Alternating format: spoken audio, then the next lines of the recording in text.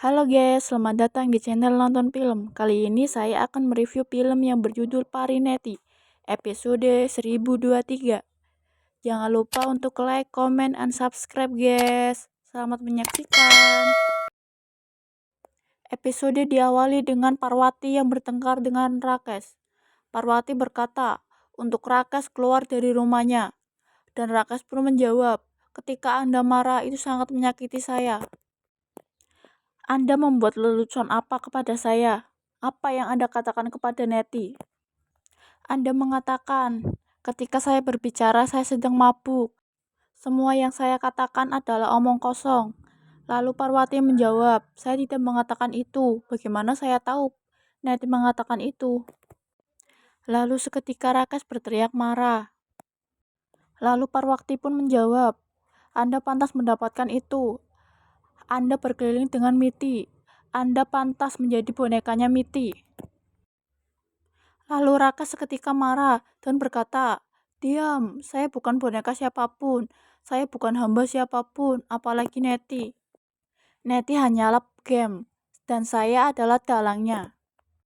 Ibumu di penjara itu semua adalah akal-akalan saya, dan Mamta adalah suruhan saya. Lalu Parwati pun menjawab, jadi ibu saya tidak bersalah. Dia tidak melakukan apapun. Rakesh berkata, jadi kesimpulannya Neti adalah boneka saya, bukan saya boneka Neti. Neti hamba saya, bukan saya hamba Neti. Cerita berakhir, dan saya ingin Anda menepati janji Anda bahwa Anda adalah Pari. Anda akan mengungkapkan ke seluruh dunia bahwa Anda bukan Parwati tapi Pari, Pari saya.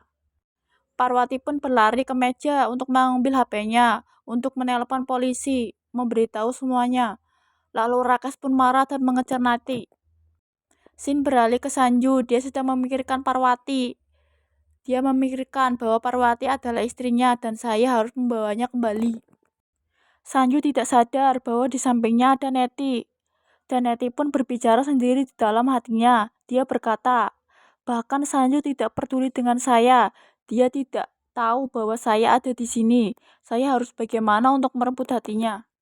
Sanju berbicara sendiri lagi, dia berkata, bahkan Parwati tidak tahu bahwa saya peduli dengan hal besar tentang dirinya. Lalu Sanju seketika melirik ke samping dan melihat Neti, lalu dia minta maaf. Maaf, saya tidak tahu bahwa Anda di situ.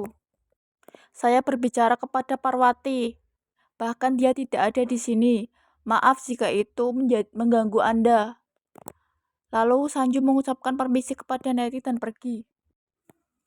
Sin beralih kepada Rakesh yang sedang mengejar Parwati.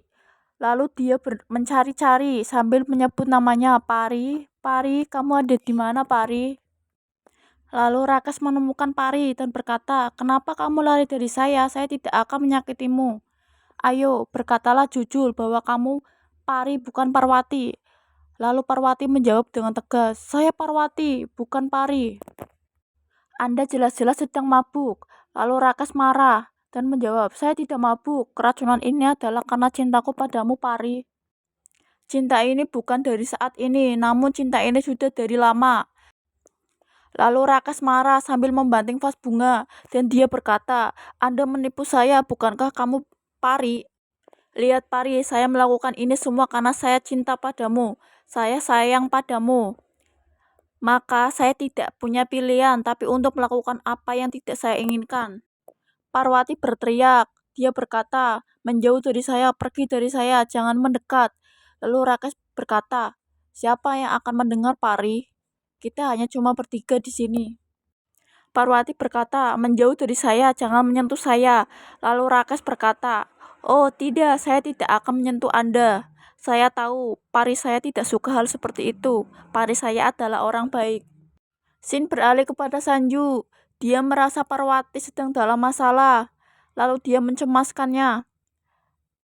Neti yang berada di atas tangga berkata dalam hatinya, Parwati, Parwati, Parwati. Bagaimana cara mengeluarkan dari kepalanya tentang Parwati? Bahkan dia tidak memperdulikan ibu.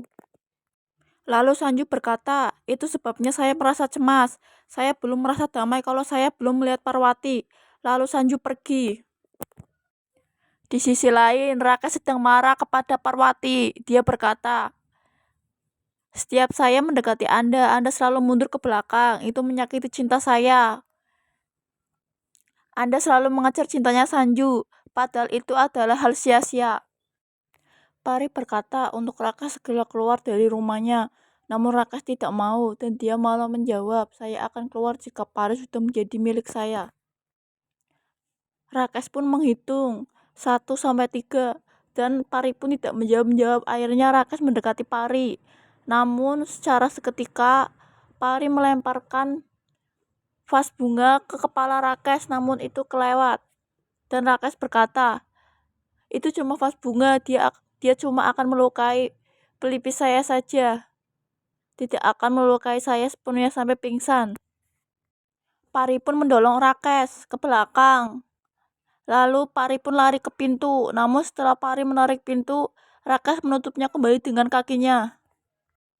Rakas pun berkata, sekarang tidak ada yang bisa menyelamatkanmu, Pari. Lalu Parwati pun melempar vas bunga hingga Rakas terjatuh ke pintu. Lalu Rakas berkata, pukul saja, pukul lebih banyak, Pari. Itu tidak akan mengubah cintaku padamu. Lalu Parwati pun melihat kayu, lalu dia mengambilnya dan memukulkan ke kepala Rakas hingga Rakas pun terjatuh dan memegang kepalanya. Rakas melihat ke Parwati dan yang dilihat Rakas adalah Parwati berubah menjadi seorang dewi. Rakas berkata, apakah saya mabuk atau beneran saya melihat dewi? Lalu Parwati pun akan memukulkan tongkatnya ke Rakas. Lalu Rakas berteriak, Pari, Pari, tolong saya. Lalu pengawal Rakas pun datang. Rakas mengucapkan maaf. Lalu dia berkata, dia bukan Pari, dia seorang dewi. Ayo kita ambil berkatnya. Lalu Rakas dan anak buahnya pun lari keluar.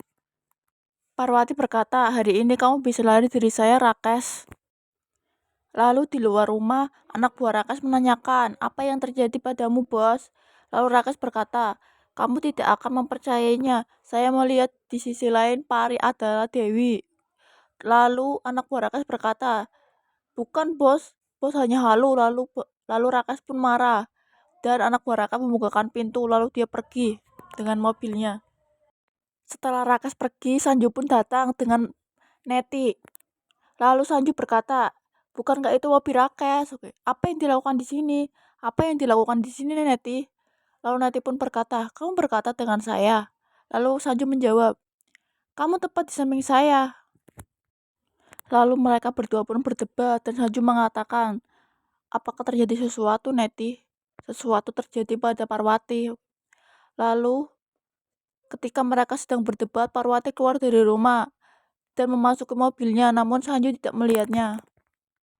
Setelah Parwati pergi dengan mobilnya, Sanju berkata kepada Neti, saya akan masuk, Neti, saya akan memeriksa Parwati. Lalu Sanju pun keluar dari mobil dan Neti pun mengejarnya lalu berkata, untuk apa kamu masuk, Sanju? Untuk apa? Bukankah ini terlalu berlebihan? Lalu Sanju pun berkata, tidak, kalau ini berlebihan saya tidak akan merasakan gelisah seperti ini. Saya merasakan ini karena yang kita cinta yang dekat dengan kita. Lalu Sanju pun masuk ke dalam rumah dan Neti pun berbicara sendiri. Bagaimana saya menghapus pikiran Parwati di dalam kepala Sanju? Saya sangat pusing ya Tuhan. Sanju pun keluar lagi dari rumah dan Neti mengatakan, Sanju, kau sudah keluar? Apa yang terjadi? Lalu Sanju pun berkata, tidak ada satupun orang di rumah. Saya akan menelpon Parwati. Lalu Sanju pun menelpon dan dia berkata tidak ada jaringan. Lalu dia menelpon Ibu Ambika. Di sisi lain ternyata Ibu Ambika sedang menuju ke rumah Rakas sambil membawa polisi. Lalu dia mendobrak pintu Rakas dan Rakas pun marah. Apa-apaan ini? Apa yang Anda lakukan? Lalu Ibu Ambika menjawab, ini apa yang Anda lakukan? Kenapa kamu masuk ke rumah saya tanpa izin saya? Lalu Rakas pun menjawab, saya tidak melakukan itu. Saya adalah pria terhormat, Bu. Saya membunyikan bel. Saya mengetuk pintu, namun tidak ada orang yang menjawab. Lalu saya masuk. Saya ingin menemui Pari yang berada di rumah Anda dengan sosok yang bernama Parwati. Lalu Babli pun menjawab, semua kebenaran akan terungkap, Rakas, karena saya sudah mengecek semua CCTV. Lalu Rakas pun menjawab, kebenaran apa? Babli, jangan kau macam-macam, saya adalah Rakas. Apa yang terjadi jika Anda berbuat buruk dengan pemimpin rakyat? Lalu anak buah Rakas pun keluar dengan menyebut, ada apa, Inspektur? ini bukan kantor polisi. Lalu polisi itu pun meminggirkan anak buah Rakes dengan tongkatnya dan dia berkata, saya akan menangkap MLA ini. Dia telah memasuki rumah Ibu Ambika tanpa izin dan telah menyakiti putrinya. Lalu Rakes berkata, apa kau dengar apa yang dikatakan polisi itu? Ayo minta maaf. Lalu anak buah Rakes pun minta maaf. Dan ternyata itu adalah jebakan. Rakes mengambil pistol dari kantong polisi tersebut dan menodongkan kepalanya. Sekian episode kali ini. Jangan lupa untuk subscribe ya guys. Terima kasih.